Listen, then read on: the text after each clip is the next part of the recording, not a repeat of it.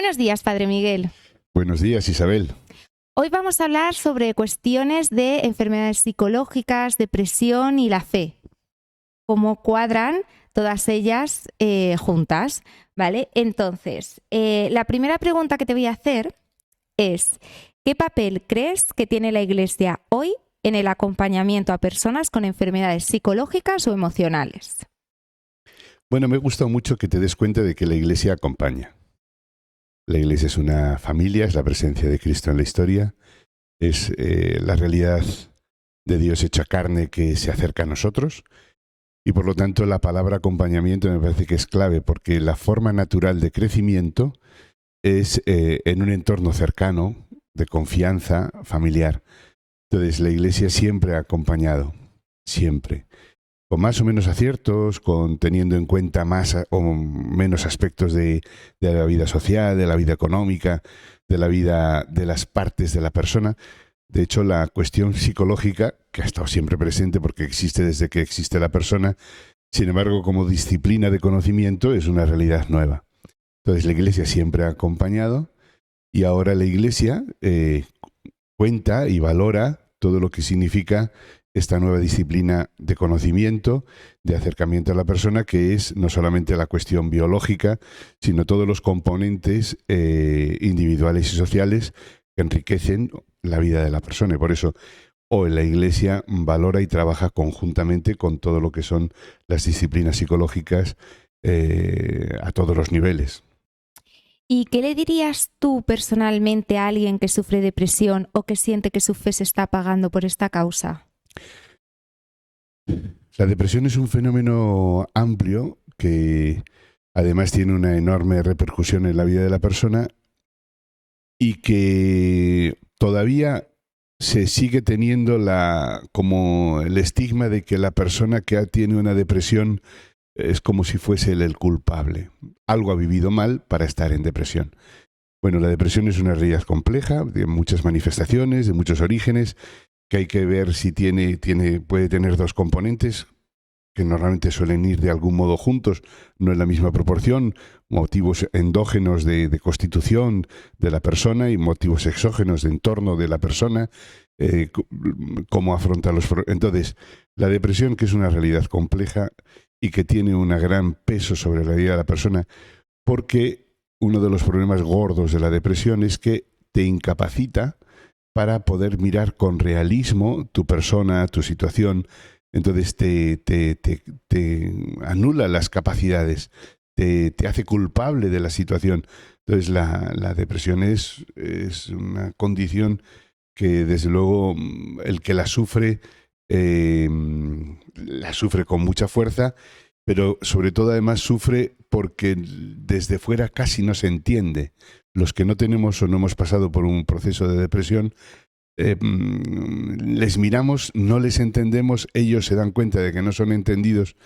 Entonces yo creo que tenemos que tener un gran acompañamiento y acercamiento a la persona con depresión para decirle: tu persona no es tu enfermedad. Esto para mí me parece que es la primera pieza clave. Tu persona no es tu enfermedad. Tu persona tiene una enfermedad seria que te dificulta, pero tu persona está más allá de la enfermedad. Entonces, vamos a ver cómo tú te sabes acompañar a ti mismo, vamos a ver cómo tú eres acompañado por nosotros, vamos a ver con qué herramientas podemos contar para que esta circunstancia no te impida caminar.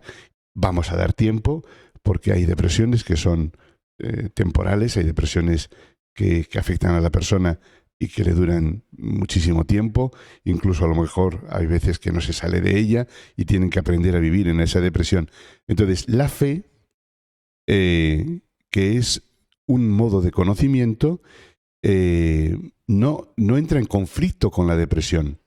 La fe, al ser un modo de conocimiento, si tú no tienes herramientas para el conocimiento o tienes una debilidad para adhesión a lo que tú con tu cabeza eres capaz de ver, no es que tengas un problema de fe. Lo que tú tienes es una dificultad psicológica llamada depresión, que incluso si para vivir la vida cotidiana te afecta también para vivir la fe. ¿Has vivido mal la fe y por eso tienes depresión? Esto yo creo que en algunas personas yo lo he oído y me parece muy injusto. Has vivido la fe y teniendo y viviendo la fe, por el motivo que sea, entras en una depresión. Como consecuencia, la fe, la forma de vivirla se ve afectada y entonces no es un motivo de haber vivido mal la fe, sino que gracias a esa fe que tenías previamente, a lo mejor ahora eres capaz de mirar con más benevolencia y compasión tu propia dificultad, pero no está vinculado vivir mal la fe, tener una depresión. Si vives mal la fe, lo que vives mal es la relación con Jesús en la historia. Lo que vives mal es tu propia concepción de la vida y de la persona, pero no está vinculado una causa-efecto. Entonces no es incompatible la vida cristiana con la depresión. No, para nada, no es incompatible. La vida cristiana es un regalo para el corazón, para la mente. Y yo diría aún más, cuanto más necesitada está la persona, con más facilidad reconoce la necesidad que tiene de alguien que le haga vivir. Yo creo que uno de los mayores errores o una de las mayores dificultades que tiene la sociedad de hoy es que se siente muy completa y satisfecha y entonces piensa que no necesita nada. Es como el que tiene una enfermedad pero que como es asintomática no la cuida y al final de repente se le cae toda su estructura humana. Entonces es bueno que a lo mejor tengas una pequeña dificultad en la vida para que yo me tome en serio la vida. Cuando yo tengo una depresión o tengo una enfermedad del tipo que sea, de origen psicológico, esa dificultad, en lugar de hacer un impedimento para la fe, puede ser una gran ayuda, una oportunidad para decir en qué consiste la vida, qué es lo que realmente da significado a mi existencia, con qué cuento para poder realizar mi vida sin que mi vida quede derrotada. Por lo tanto, no hay ninguna incompatibilidad. Yo diría incluso que es una ayuda. Entonces, ¿puede la depresión también ser un camino espiritual? Es decir, ¿Dios también actúa en la oscuridad? Pues a mí esto me recuerda a tantísimos testimonios de personas que han vivido la fe y de hecho se ha convertido en un camino de santidad. Cuando han estado en circunstancias que desde fuera tú dices, no es posible que esta persona esté viviendo de esta forma tan bonita. Circunstancias de pobreza, circunstancias de enfermedades de 1000 tipos, circunstancias de guerra, circunstancias de enemistades, circunstancias que son inhumanas porque no tienen en el origen la bondad del corazón, tienen en el origen el pecado y la maldad, tienen en el origen lo contrario a Dios. Bueno, pues hay personas que viven en esas circunstancias tan adversas y sin embargo las ves que viven con alegría, con sencillez, con humildad, con fortaleza, con conciencia del valor de lo que son. Entonces, ¿la depresión puede ser un camino de santidad? Yo diría de primer orden. Si una persona con depresión, que es una enorme dificultad porque te incapacita para poder acercarte y valorar de forma real las cosas, porque no es un problema de dificultad externa a ti, es un problema que nace en ti, que está en ti. Entonces, vivir esa depresión de una forma sana, es decir, que con el pequeño resquicio que le queda a la persona de tener capacidad de libertad, capacidad de decisión, capacidad de voluntad, cuando en ese pequeño resquicio ves que la persona sigue abierta a ese horizonte grande e infinito, sigue abierto a una relación verdadera consigo mismo, con los demás, es un camino que yo diría espectacular, que lo propondría como modelo de que justamente la persona, por muy difícil que sea la circunstancia en la que viva, la relación con Jesús es siempre una relación sanadora y vivificante. ¿Qué puede hacer un cristiano que quiere ayudar a una persona que tiene problemas con la depresión o con la ansiedad? ¿Cómo le ayudamos? ¿Cómo le acompañamos? Bueno, lo primero es, yo diría, la normalidad siempre es un don. Ser normal hoy en día es casi una excepción. Porque yo lo que digo es que yo puedo acompañar cuando tengo conciencia de que mi propia persona necesita ser acompañada. de que yo no soy el salvador de nadie, sino de que yo también puedo vivir porque soy acompañado, porque conozco mis necesidades, mis fortalezas, mis debilidades. Cuando conozco cómo soy, y sobre todo cuando sé quién es el que a mí me permite caminar, que es con quién camino yo, quién me hace caminar a mí, entonces yo me puedo acercar a cualquier persona en la circunstancia en la que esté, de tal modo que en mi modo de acompañarle y de acercarme es un modo de respeto y de reconocimiento del bien y de la dignidad de la persona que tengo de al lado, aunque tenga una dificultad. De tal modo que cuando me acerco de este modo, él no se siente como abrumado, como que yo me acerque de un modo que lo anulo, o tampoco siente que se acerca a una persona que está en peores circunstancias que él mismo, sino que se acerca a una persona que consciente del valor de su persona y de la mía, está dispuesto con paciencia, sin necesidad de tener resultados inmediatos, sin necesidad de que haya algo diferente para que yo valore esa relación. Es decir, a la persona que está en necesidad, lo que más necesita es una persona que sin pretensiones tenga la capacidad de estar a su lado y que de algún modo, de forma discreta, le vaya ayudando a hacer su propio camino, viendo caminar al que está contigo. Esto yo creo que es un regalo enorme. Sí, el acompañamiento y el acercamiento a la persona necesitada es una forma preciosa de crecer juntos. Hablemos de los sacramentos, confesión, comunión. ¿Cómo nos pueden ayudar en procesos de este sufrimiento interior? Bueno, esto es una pregunta muy bonita, pero que requiere ponerlo en un contexto. Y es que si yo hablo de mi vida, hablo de la vida de los que somos cristianos, católicos, que vivimos en la vida de la Iglesia, siempre que hablamos de la persona, hablamos de una persona que pertenece a una comunidad, que pertenece a una familia, a un pueblo, al pueblo de Dios, que pertenece a la Iglesia. Entonces, mi persona, que pertenece a esta Iglesia, tiene momentos donde la vida de Dios le sostienen de una forma milagrosa, extraordinaria. Milagrosa y extraordinaria, que para nosotros es muy bonito poder vivir de forma ordinaria lo extraordinario y de forma extraordinaria lo ordinario.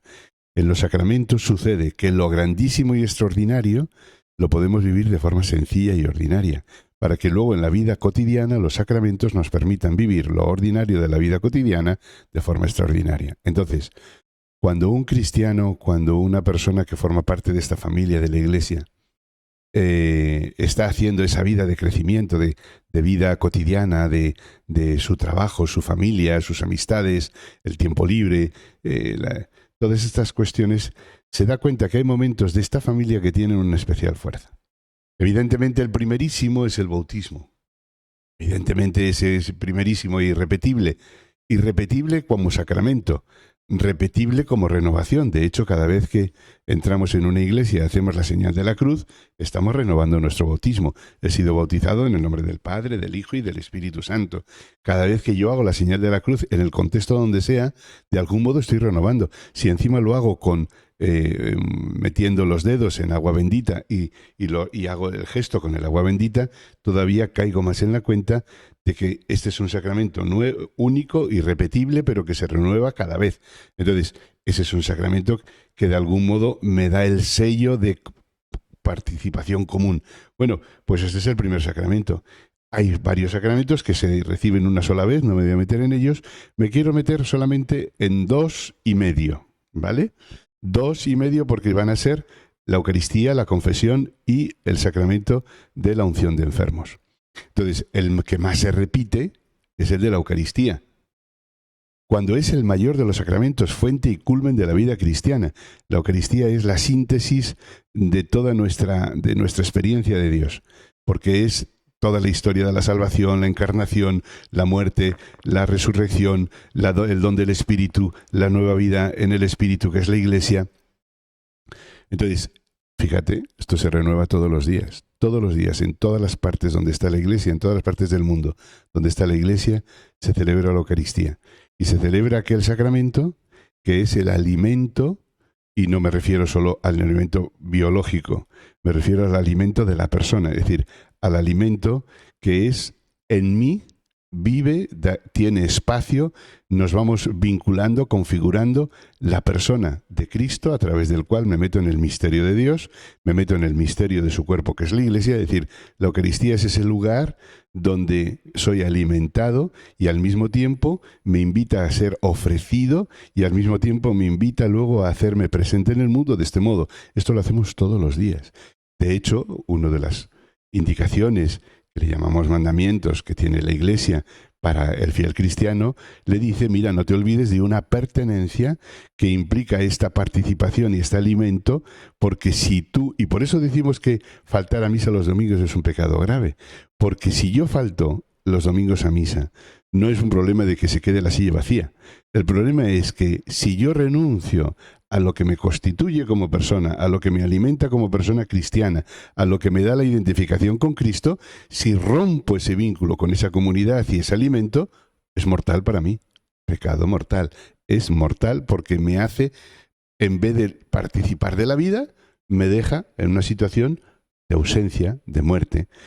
Por eso, el sacramento de la Eucaristía es cotidiano y es el máximo, pero de forma vivido de forma sencilla. Luego está otro sacramento que viene bien que sea frecuente, que se llama la confesión, la reconciliación, el de pedir perdón por los pecados, el recibir el perdón y la misericordia del Padre, el renovar de nuevo la vida de tal modo que sepa que puedo empezar porque hay alguien que me mira de una forma no en condición de mi fragilidad, sino que me mira en mi condición de deseo de vivir. Esta es la confesión.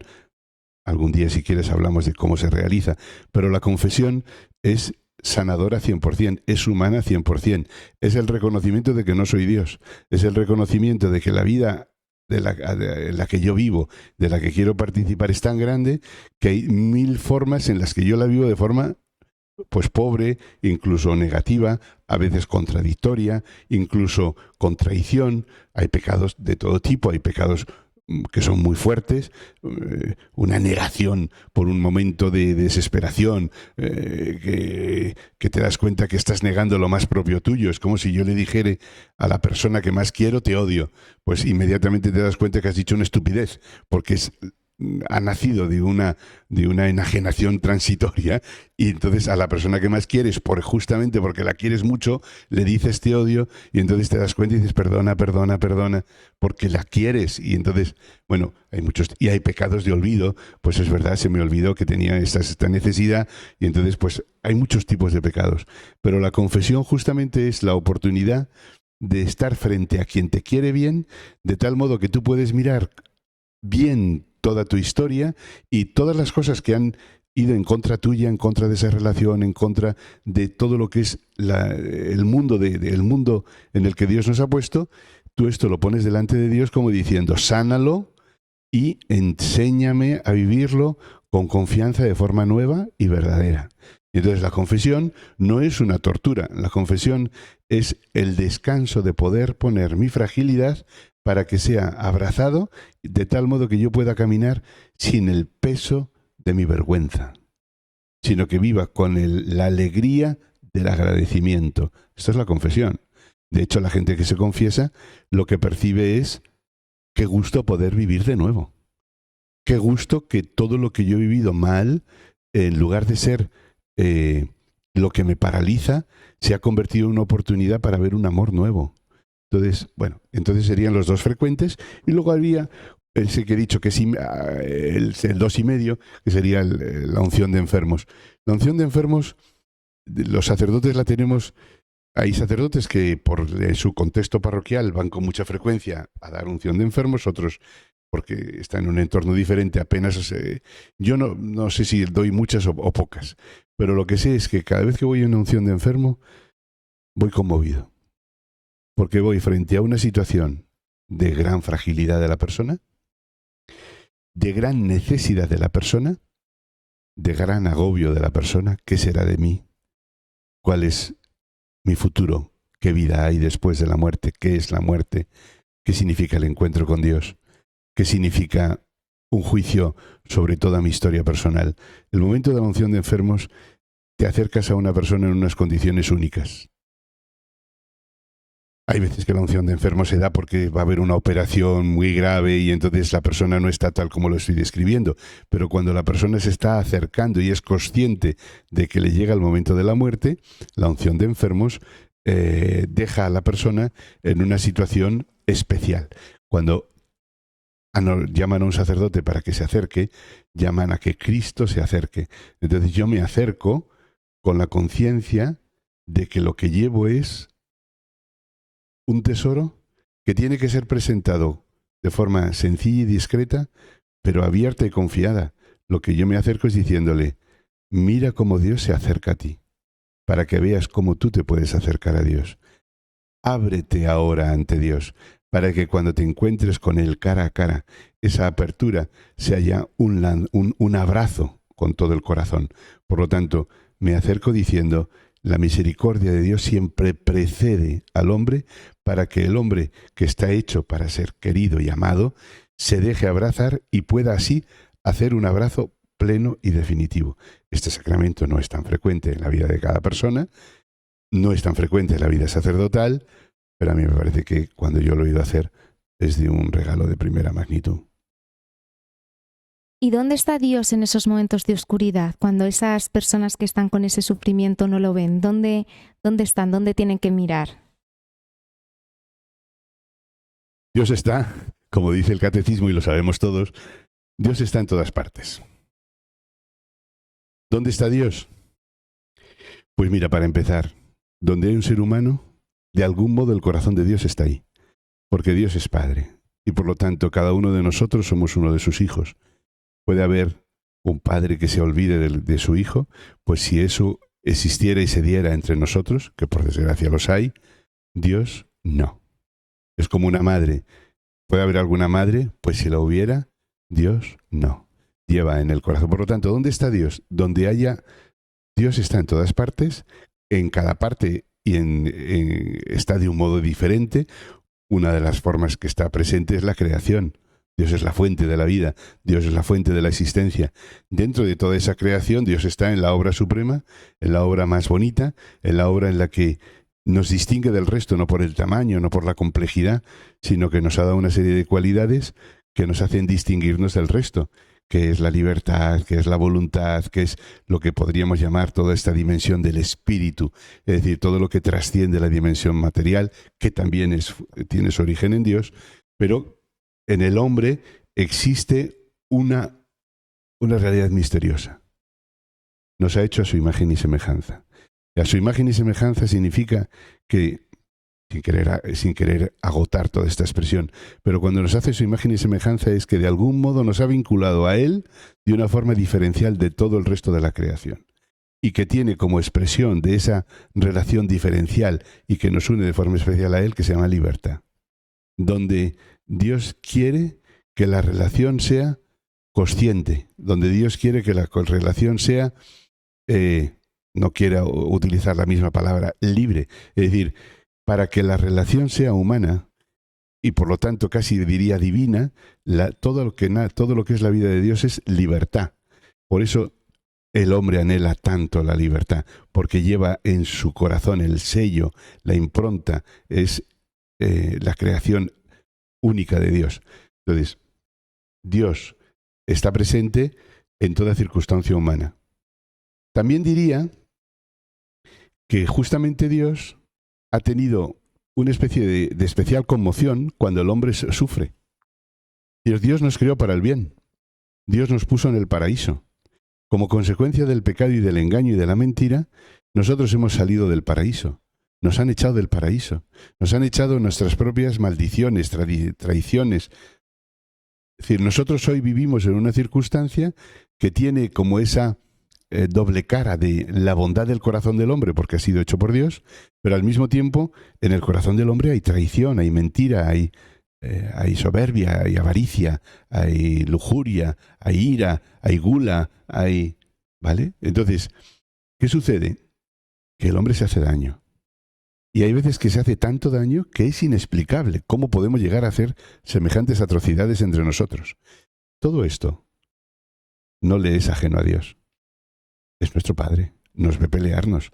Entonces, toma la iniciativa y además de que durante toda la historia de la revelación, el modo en el que Dios se ha ido acercando, intentando cuidar a todos los hombres a través de personas concretas, de un pueblo concreto, hay un momento en la historia donde Dios dice, mira, tengo que estar con ellos de una forma novedosa, única, es la encarnación, la presencia de Jesús entre nosotros, la encarnación de Dios, y tiene que buscar la forma de esa encarnación continuar la vida de la Iglesia. Cristo presente en la historia es como me gusta definir a mí la Iglesia. ¿Qué es la Iglesia?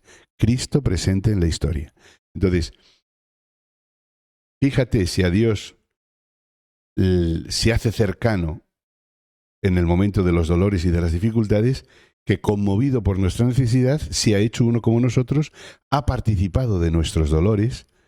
Y además ha participado no solamente de los dolores físicos, sino que participa de las injusticias. Es decir, si hay alguna persona a la que hemos tratado mal, es a Jesús.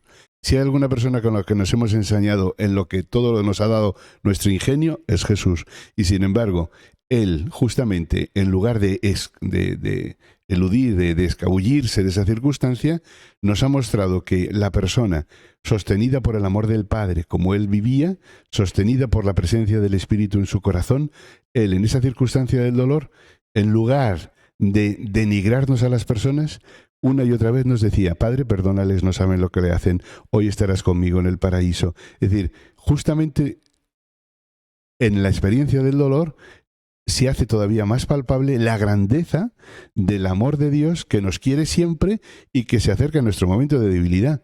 En los momentos de guerra quiere la paz, en los momentos de enfermedad quiere la salud. Y justamente la enfermedad lo que hace es que se debilita la persona y se debilita el proyecto vital de la persona. Hay un punto de salud que sería retornar la cuestión física a su estado sano. Pero hay una cuestión de salud que es recuperar la dignidad, la libertad y el gusto de la persona, el valor de la persona, el significado de la persona, la capacidad redentora, es decir, de participación de mi persona con Cristo para la vida del mundo, y entonces resulta que aquella enfermedad que a mí me estaba anulando, al vivirla con la pasión, con la persona de Cristo, en la pasión de Cristo, me llevo la enorme sorpresa de que esto que me estaba anulando se convierte en una oportunidad de crecimiento para mí y para el mundo. Entonces, ¿en qué momentos, dónde está Dios en los momentos de dificultad y de dolor? Muy cerca. ¿Cuál es la cuestión? Soy capaz de reconocer que Dios está tan loco que es capaz de permanecer conmigo en esta circunstancia y hacer conmigo el camino de la enfermedad. Esto estoy dispuesto a reconocerlo. ¿Tengo signos para reconocerlo? Y Padre Miguel, ¿qué mensaje le darías a esas personas que nos están escuchando y que están pasando por un momento de oscuridad, así para finalizar el coloquio? Pues mira, que la oscuridad la provoca la ausencia de luz. La oscuridad es porque algo te ha sucedido que de algún modo ha cegado tus ojos. Los ojos están hechos para ver. El corazón está hecho para amar. El corazón está hecho para disfrutar. El corazón está hecho para Dios. Cuando he vivido en un entorno donde los ojos se han visto nublados, donde existe tal neblina en mi entorno que aunque tuviera bien los ojos, yo soy incapaz de ver. Es decir, lo que me estás planteando es, hay personas que viven momentos de oscuridad, hay personas que viven momentos de dificultad. ¿De dónde viene eso? ¿De dónde viene? Es una cuestión de camino de sanación. ¿De dónde viene mi dificultad? Y a lo mejor, después de analizar la historia y ver que han sido provocados o por una causa muy gorda que sucedió en un tiempo determinado o por el cúmulo de pequeñas cantidades que al final me han derrotado y entonces me han incapacitado, pero que tú mismo, cuando ves que lo estás pasando mal, que no tienes capacidad para ver, tú mismo te das cuenta que algo falta. Porque el hombre no está hecho para vivir en la soledad de la desesperación, en la soledad de lo que me cierra. El hombre está hecho para vivir con gozo, con alegría, en la comunión, en la fiesta. Entonces, cuando una persona está en esas circunstancias, bueno, acompáñale para ver si puede hacer un poco el camino de recuperar por qué ha pasado esto. Pero la sorpresa principal es una invitación. Oye, si dentro de toda esta dificultad ¿estarías dispuesto a abrirte a una experiencia nueva de amor? ¿Estarías dispuesto a abrirte a una experiencia verdadera de compañía? ¿Estás dispuesto?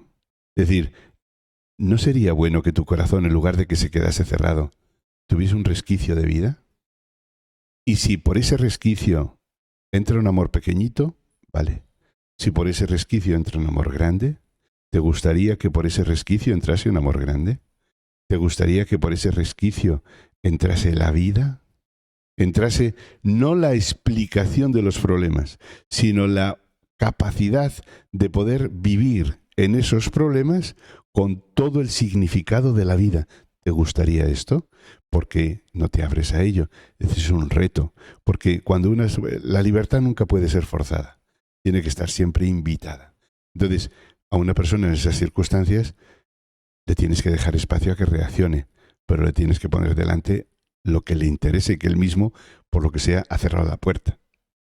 Acompáñale, estate a su lado, muéstrale cómo tú tienes también dificultades y cómo tus dificultades tú las vives con esta presencia sanadora y vivificante, que es la presencia de Jesús en este cuerpo suyo que se llama la Iglesia.